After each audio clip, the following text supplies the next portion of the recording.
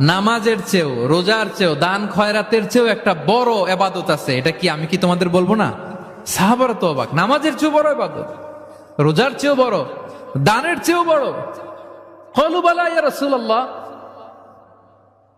সাহাবারা বললেন অবশ্যই হে নবী, হ্যাঁ আপনি বলেন সেটা কি? বিষ্ণু সাল্লাল্লাহু আলাইহি ওয়াসাল্লাম বললেন ইসলাহু যাতিল বাইন, বিবাদমান দুই গ্রুপকে মাঝখান দিয়ে যে মিলিয়ে দেয়া। নামাজের চেয়েও বড়, রোজার চেয়েও, সাদাকার চেয়েও বড়, মিলায়া দেওয়া।